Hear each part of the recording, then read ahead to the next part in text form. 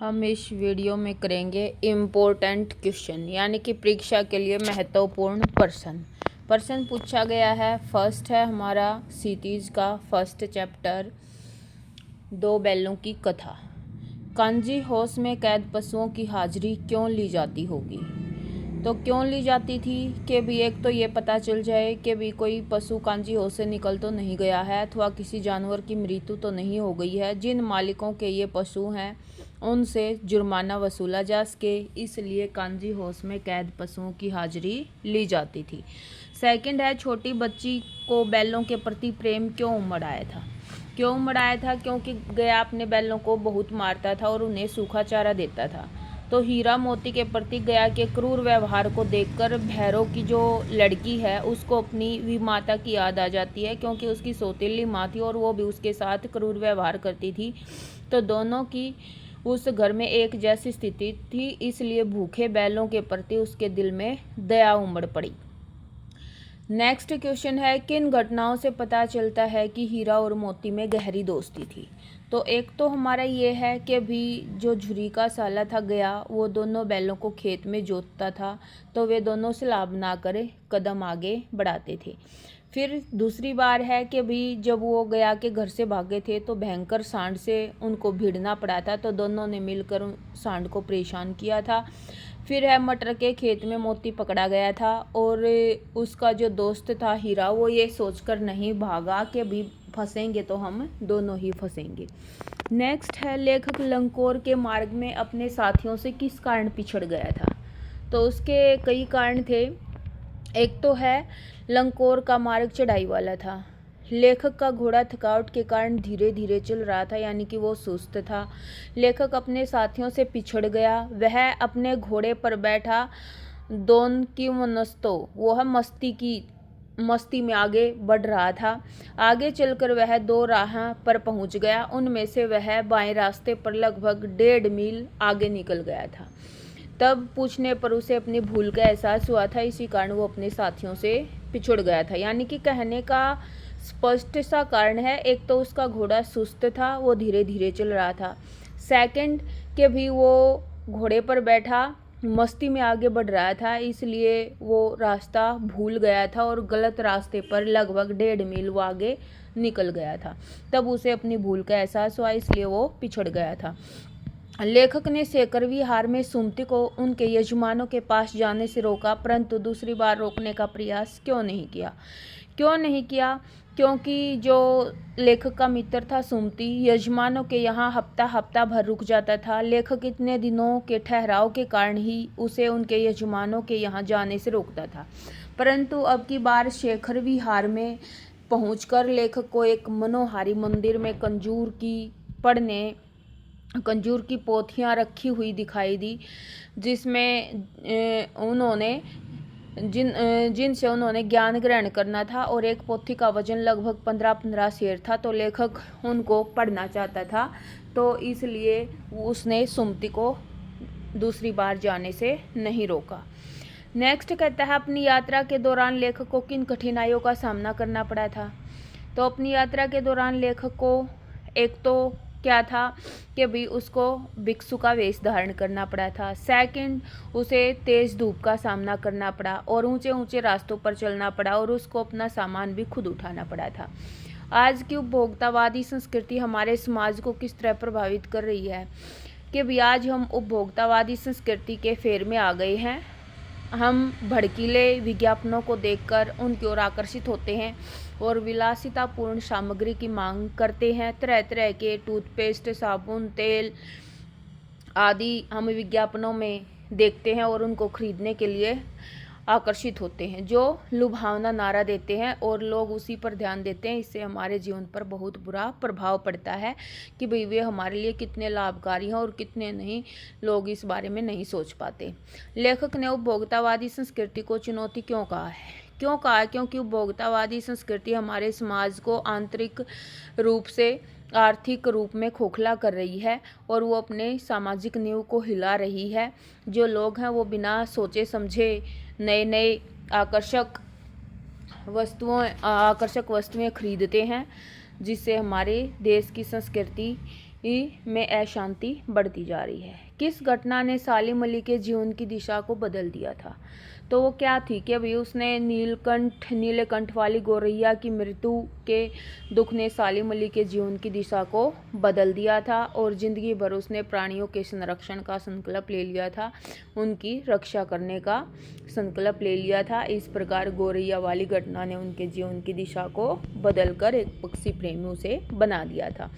Next कहता है, सालिम अली ने पूर्व प्रधानमंत्री के सामने पर्यावरण से संबंधित किन संभावित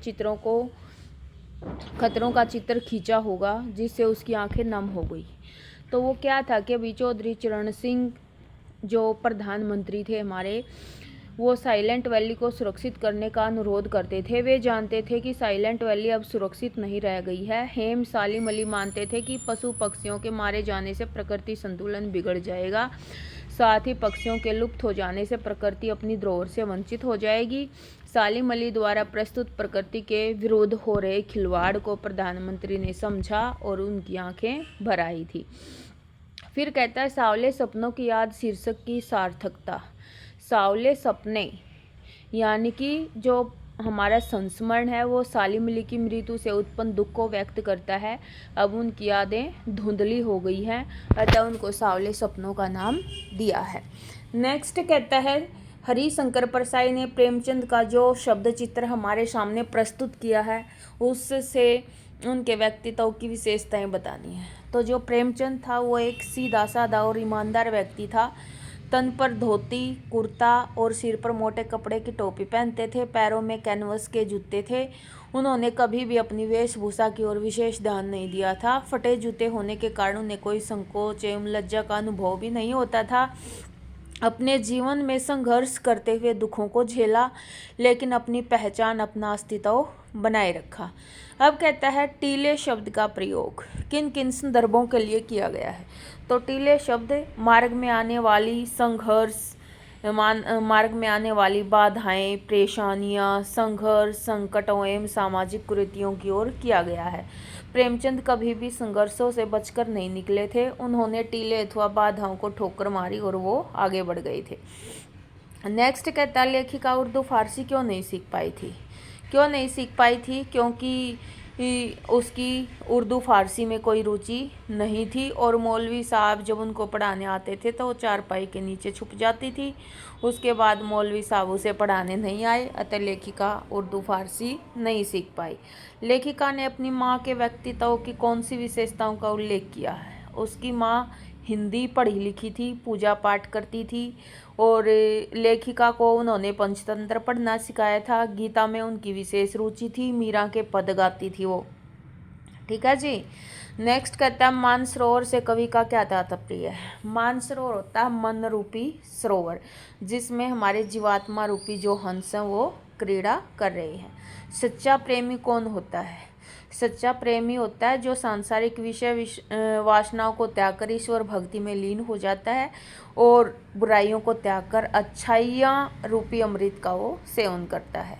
इस संसार में सच्चा संत कौन होता है? जो राम और रहीम के फेर में नहीं पड़ता, पक्ष और विपक्ष के में, वो संसार के सभी प्राणियों को एक मानता है। ठीक है जी। उसके बाद है अंतिम दो दोहों में कवि ने किस तरह की संकीर्णताएं।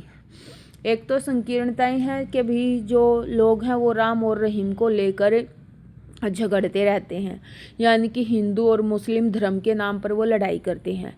नेक्स्ट उसने दूसरे दोहे में कहा था कि अभी जन्म से कोई मनुष्य छोटा बड़ा नहीं होता, बल्कि वो कर्मों से छोटा बड़ा बनता है।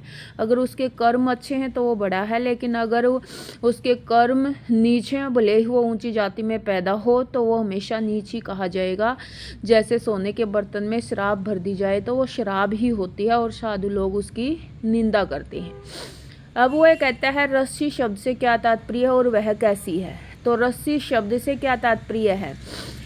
रस्सी शब्द हमारे शरीर में चलने वाली सांसों को कहा गया है, जो कमज़ोर और नष्ट होती है, नष्टवान होती है, जो कभी भी हमारा साथ छोड़ सकती है, तो उस पर विश्वास नहीं किया जा सकता। कवित्री द्वारा मुक्ति के लिए किए जाने वाले प्रयास व्यर्थ क्यों हो रहे थे? क्यों हो रहे थे? क्योंकि जो कवित्री सांस रूपी रस्सी से जीवन रूपी नौका को भव सागर से पार ले जाना चाहती थी, लेकिन उसके शरीर रूपी कच्चे कोरे से जीवन रूपी पानी टपकता ही जा रहा था। यानी कि वो सांसारिक मोहमाया में इतनी उलझ चुकी थी कि भाई वो भगवान की भक्ति में ध्यान नहीं लगा पा रही थी, तो इसलिए उसके जो मुक्ति के प्रयास थे वो सारे व्यर्थ हो रहे थे। कवित्री घर जाने की चाह से क्या तात्पर्य है? घर जाने की चाह से क्या तात्पर्य है कि भाई जो एक मनुष्य का वास्तविक जो घर होता है वो ईश्वर जहाँ निवास करता है वहीं पर होता है। जीवात्मा जब मनुष्य जन्म लेता है तो उसकी जो जीवात्मा है वो ईश्वर से अलग होकर धरती पर आ जाती है और मानव शरीर धारण कर लेती है। लेकिन जब शरीर हमारा नष्ट हो जाता है, यानी कि हमारे जब प्राण निकल जाते हैं, तो आत्मा हमारी वापस ईश्वर के पास चली जाती है। उसी को यहाँ पर कवित्री का घर कहा है। ज्ञानी से कवित्री का क्या तात्पर्य है? ज्ञानी से हमारा तात्पर्य है जो जात पात के भेदभाव को भुलाकर सद्गुणों में लीन रहता है, हमेशा सभी के बारे में भले की सोचता है, वो हमारा ज्ञानी व्यक्ति होता है। एक लकुटी और कामरिया पर कवि सब कुछ न्यौछावर करने के लिए क्यों तैयार है? क्यों तैयार है? क्योंकि दुनिया के जो संसाधन है उससे मनुष्य को शांति प्राप्त नहीं हो सकती, और जो श्री कृष्ण है वो कवि के आराध्य देव हैं, और श्री कृष्ण से जुड़ी हर वस्तु पाने के लिए वो कोई भी कीमत चुकाने के लिए तैयार हैं। सखी ने गोपी से श्री कृष्ण का कैसा रूप धारण करने के लिए कहा था? जो रूप श्री कृष्ण का था, जैसे श्री कृष्ण अपने सिर पर मोर पंख धारण करते थे, गले में घुंघचों की माला पहनते थे, पीले वस्त्र पहनते थे, गायों को चराने के लिए हाथ में लाठी लेकर गांव वालों के साथ वन में घूमकर वो गायें चराते थे। तो सखी भी गोपी से ऐसा ही रूप धारण करने का आग्रह करती है कि भाई वो भी सिर पर मोर पंख पहने, गले में घुंघचों की माला पहने, पीले वस्त्र पहने और लकूटी लेकर गायों के पीछे दिन भर घूमती रहे। किस शासन की तुलना तम के प्रभाव से की गई है? तो अंग्रेजी शासन की तुलना तम के प्रभाव से की है, जिसमें न्याय की कोई उम्मीद नहीं है, हमेशा अंधेरा ही छाया रहता है। तो जो गुलामी, अंग्रेजों की गुलामी के शासन से मुक्ति पाने का कोई मार्ग उनको दिखाई नहीं दे रहा है, तो इसीलिए जैसे हमें अंधकार में कोई मार्ग नहीं सूझता, तो उनको भी वहाँ से न्याय की कोई उम्मीद दिखाई नहीं दे रही थी। कविता के आधार पर प्राचीन भारतीय जेलों में दी जाने वाली यंत्रणाएं होती हैं, यातनाएं। तो उनको क्या क्या परेशानियों का सामना करना पड़ता था? तो क्या था कि भी जो कैदी थे उनकी छाती पर बैलों की तरह पित्ता लगाकर चूना आदि पिसवाया जाता था, उन्हें भरपेट खाना भी नहीं मिलता था, उनका हंसना खेलना भी वर्जित था, यहाँ तक कि उन्हें किसी से मिलने की भी कोई इजाज़त नहीं होती थी। और जो अपनी देशभक्ति को वहाँ पर प्रकट करता था तो उनको अच्छा बुरा बोला भी जाता था। कवि को कोयल से ईर्ष्या क्यों हो रही थी? क्योंकि कवि और कोयल में दिन रात का अंतर था। वह हरी डाल पर बैठती थी, सारे आकाश में स्वतंत्र होकर घूमती थी, जबकि कवि के लिए 10 फुट की कोठरी ही एक उसका आश्रय ठिकाना बनी हुई थी। और दूसरा कि भी जो कोयल है उसका तो कूकना भी मधुर माना जाता था, लेकिन जब कवि अपनी परेशानियों को देखकर रोना चाहता था तो उसे भी अपराध मानकर उसको अच्छा बुरा बोला जाता था। कवि के स्मृति पटल पर कोयल के गीतों की कौन सी मधुर स्मृतियाँ अंकित हैं जिन्हें वह नष्ट करने पर तुली है? हमारे समाज में जो कोयल है वो मधुर वाणी के लिए जानी जाती है, तो उनकी मधुर स्मृतियाँ ही हमारे मानस पटल पर अंकित हैं। लेकिन आज वह कर्कश आवाज़ में बोल रही है, जिन को सुनकर हमें ऐसा लग रहा है मानो वो अपनी स्मृतियों को मिटाना चाहती है। कवि ने हथकड़ियों को गहना क्यों कहा है भी हथकड़ियों को गहना? कि भी जो स्वतंत्रता प्राप्ति के लिए जो संघर्ष के समय ब्रिटिश शासकों ने स्वतंत्रता सेनानियों को हथकड़ियों में जकड़ दिया था। तो जैसे हथकड़ियों को गहना, यानी कि जैसे औरतें हैं गहने बड़े चाव से पहनती हैं, तो ऐसे ही जो हमारे देशभक्त थे वो इन हथकड़ियों को बड़े चाव से पहनते थे और इनको पहनकर अपने आप को गौरवान्वित महसूस करते थे। उनको किसी तरह का कोई कष्ट इनको पहनने से नहीं होता था, वो हंसते हंसते हथकड़ियों को धारण कर लेते थे। कवि ने गाँव को हरता जनमन क्यों कहा है? क्यों कहा है? क्योंकि जो गांव का जो सौंदर्य है उसको देखकर ऐसा लग रहा था मानो ऐसा अद्भुत सौंदर्य कहीं देखने को नहीं मिलता, वो हमारे मन को हर लेता है, तो इसलिए उसको हरता जनमन कहा है। किस मौसम का वर्णन इस कविता में किया गया है? तो भाई बसंत ऋतु का। गांव को मरकत डिबे सा खुला क्यों कहा है? मरकत हमारा क्या होता है? पन्ना रतन होता है जिसमें हम आर पार देख सकते हैं। तो ऐसे ही जो खेतों में चारों ओर हरे हरे खेत नजर आ रहे थे, उन खेतों में रंग बिरंगे फूल बेशकीमती जवाहरातों की तरह लग रहे थे जो हर किसी को दिखाई दे रहे थे, इसलिए कवि ने गांव को मरकत डिबे सा खुला कहा है। मेघ रूपी मेहमान आने से वातावरण में क्या परिवर्तन होते हैं? जब मेघ आसमान में छाते हैं तो मौसम में क्या क्या परिवर्तन होते हैं भाई? तेज हवाएं चलने लगती हैं, पेड़ पौधे हिलने डुलने लगते हैं, ठीक है, बिजली चमक रही होती है, नदियों में उफान आने लगता है। तो ये सारे के सारे हमारे वातावरण में परिवर्तन, अंधेरा छा जाता है। मेघों के लिए बन ठन के स्वर के आने की बात क्यों कही गई है? क्यों कही गई है? क्योंकि मेघ रूपी मेहमान के आगमन होने पर उसके स्वागत के लिए लोग तत्पर हो जाते हैं। प्रकृति मेहमान के स्वागत में अपना काम छोड़कर खड़ी होती है। दूसरा कारण यह है कि वह सर्दकालीन व वर्षाकालीन बादल पानी से भरे हुए होते हैं और मेघ का जल युक्त होना ही उनका सजना संवरना कहलाता है। बादलों के आने पर प्रकृति में किन गतिशील क्रियाओं का वर्णन किया गया है? तो भाई इसके अंदर हवा नाचती गाती चलती है, खिड़की दरवाजे खुलने लगते हैं, पेड़ पौधे झुकने लगते हैं, आंधी चलने लगती है, ठीक है जी। लता ने बादल रूपी मेहमान को किस तरह देखा था? किस तरह देखा था भाई? लता ने बादल रूपी मेहमान को उत्साहित होकर देखा था। इस प्रकार देखने का कारण यह था कि गांव में मेहमान के आने पर जैसे सब खुश होते हैं, तो ऐसे ही जब बादल से पानी लताओं को सींचता है तो वो उल्लासित हो जाती हैं और प्रसन्नता के कारण उनको लज्जा कर बादलों को देखती हैं। शर्माकर। सुविधा और मनोरंजन के उपकरणों से बच्चे वंचित क्यों हैं? क्यों है? क्योंकि बहुत से बच्चों के माता पिता गरीब होते हैं, उनके पास रोजगार नहीं होता, और कई बच्चे ऐसे भी होते हैं जिनके माता पिता अपंग अपाहिज होते हैं, तो उनको क्या होता है, दिन भर मजदूरी भी करनी पड़ती है और वो सुविधा और मनोरंजन के उपकरण खरीद भी नहीं पाते, इसलिए वो उनसे वंचित रह जाते हैं। बच्चों का काम पर जाना धरती के एक बड़े हादसे के समान क्यों है? जैसे धरती पर कोई हादसा होता है, यानी कि जैसे मान लो भूकंप होता है, अकाल होता है, तो उसके कुछ दिन बाद धरती पर के जो विकास कार्य हैं वो हमारे रुक जाते हैं। तो ऐसे ही जब बच्चों को काम पर भेजा जाता है तो उनका शारीरिक और मानसिक विकार रुक जाता है, ठीक है जी। अब है वर्षा। आपके आसपास जो है बाढ़ आती है तो उसके लिए क्या क्या उपाय हमें अपनाने चाहिए?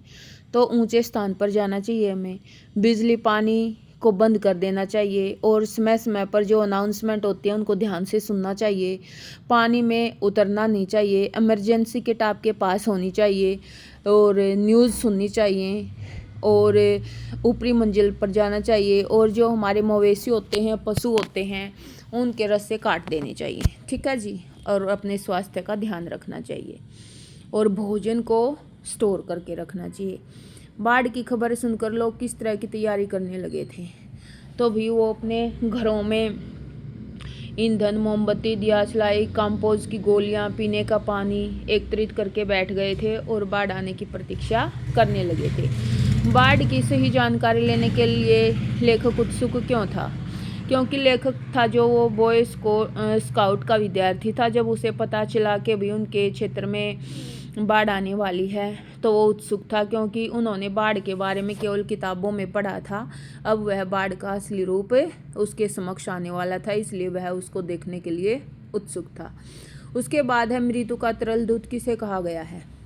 तो मृत्यु का तरल दूत बाढ़ के पानी को कहा है, जो अनेक लोगों को मौत के घाट उतार देता है। जब लेखक अपने मित्र के साथ रिक्शा में बैठकर बाढ़ का पानी देखने जा रहा था तो भीड़ में से एक आदमी ने सावधान किया कि पानी का करंट बहुत तेज है, आगे जाने में खतरा है। तब उस लेखक ने उसे मृत्यु का तरल दूत कहा था। उसके बाद कहता है, आपदाओं से निपटने के लिए कुछ सुझाव दीजिए। तो आपदाओं से निपटने के लिए भी क्या क्या करना चाहिए हमें? प्राकृतिक आपदाएं, भूचाल, आंधी है, तूफान, चक्रवात, ये सारी चीज़ें होती हैं हमारी। तो बाढ़ से बचने के लिए वर्षा ऋतु से पहले नालों की सफाई करनी चाहिए, ठीक है जी। और आपदा से निपटने के लिए प्राथमिक चिकित्सा का प्रशिक्षण लोगों को देना चाहिए, ठीक है जी। और समय समय पर मौसम के बारे में अनाउंसमेंट होनी चाहिए। फिर कहता है जब लेखक को एहसास हुआ कि उसके इलाके में पानी घुसने की संभावना, तो उसने क्या क्या प्रबंध किए थे। तो उसने क्या क्या स्टोर करके रखा था कि भी उसने 1 हफ्ते की खुराक और किताबें रखने के लिए पत्नी को बुलाया था, गैस के बारे में जानकारी ली थी और असुविधा से बचने के लिए मोमबत्ती, आलू, दिया, सिलाई उसने रख ली थी। बाढ़ पीड़ित क्षेत्रों में कौन सी बीमारियां फैलती हैं? हैजा है भी, प्लेग है, बुखार है, मलेरिया है, डेंगू है, ठीक है जी। अब उसके बाद कहता है डराने, धमकाने, उपदेश देने या दबाव डालने की जगह सहजता से किसी को भी सही मार्ग पर लाया जा सकता। पाठ के आधार पर बताना है। तो लेखिका का जो घर का वातावरण था वो बहुत ही अच्छा था, जहाँ किसी को भी डराने, धमकाने, उपदेश देकर या दबाव डालकर अपनी बात मनवाने का अधिकार नहीं था।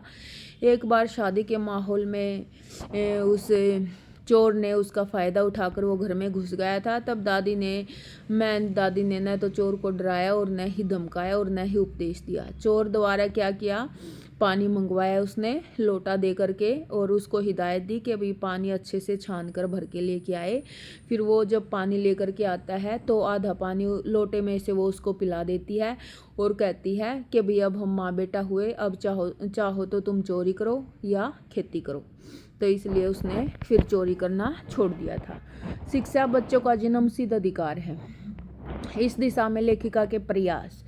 तो उसने क्या किया था, जब वो कैथोलिक बिशप से स्कूल खोलने का अनुरोध करती है तो वो एक अनुरोध किया और सीमेंट कारखाने से उसकी आर्थिक सहायता लेकर प्राइमरी स्कूल खोल दें। लेकिन उस क्षेत्र में क्या था, क्रिश्चियन के बच्चों की संख्या कम होने के कारण उन्होंने उसकी प्रार्थना को अस्वीकार कर दिया। तो लेखिका ने स्वयं के प्रयासों से एक ऐसा स्कूल खोला जिसमें हिंदी, अंग्रेजी और कन्नड़ 3 भाषाओं का ज्ञान एक साथ दिया जाता था और उसे कर्नाटक सरकार से मान्यता भी दिलवाई थी।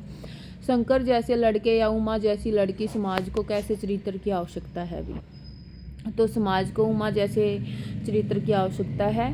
क्योंकि जो शंकर था वो चरित्रहीन व्यक्ति था और वो अपने जीवन का निर्णय खुद नहीं ले सकता था और वह अक्सर लड़कियों के पीछे घूमता रहता था। एक बार तो उसकी ऐसा घूमने के चक्कर में पिटाई भी हुई थी। लेकिन जो उमा थी वो समाज में फैली कुरीतियों का सामना करने वाली और निसंकोच अपनी बात रखने वाली महिला थी। तो ऐसी महिला ही हमारे समाज को आगे बढ़ा सकती है। तो समाज को ऐसे चरित्र की ज़रूरत होती है जो खुद फैसला ले सके। रीढ़ की हड्डी शीर्षक की सार्थकता भी। तो सार्थकता हमारी क्या है? रीढ़ की हड्डी शरीर का संतुलन बनाए रखती है। रीढ़ की हड्डी विचारों का प्रतीक है। जिसके विचार ही दृढ़ नहीं होंगे तो वो जीवन में कैसे आगे बढ़ पाएंगे, तो वो कमज़ोर व्यक्ति होते हैं। तो इसलिए इस पाठ का नाम रीढ़ की हड्डी बिल्कुल उचित है। अब है एकांकी के आधार पर राम स्वरूप और गोपाल प्रसाद की चारित्रिक विशेषताएं। पहले हम राम स्वरूप के बारे में पढ़ते हैं। वो एक अविवेकी किस्म का व्यक्ति था, लड़कियों की शिक्षा का पक्षधर था, इसलिए अपनी पत्नी द्वारा विरोध करने पर भी वो अपनी बेटी को पढ़ाता है। परंतु उमा का शंकर से रिश्ता करने के लालच में वो अपनी शिक्षित बेटी को भी अशिक्षित बताकर अपनी विवशता भी प्रकट करता है, यानी कि मजबूर पिता के रूप में वो प्रकट होता है। सेकंड है जी गोपाल प्रसाद। गोपाल प्रसाद दकियानुशी होता है, भी चालाक किस्म का व्यक्ति था। उसकी कथनी और करनी में भी अंतर था। वह विवाह जैसे पवित्र रिश्ते को भी एक व्यापार मानता था। तभी से इसके लिए उसने बिजनेस शब्द का प्रयोग किया है। तो ये हमारे भी क्वेश्चन थे। उम्मीद करती हूँ आपको अच्छे से समझ में भी आ गए होंगे।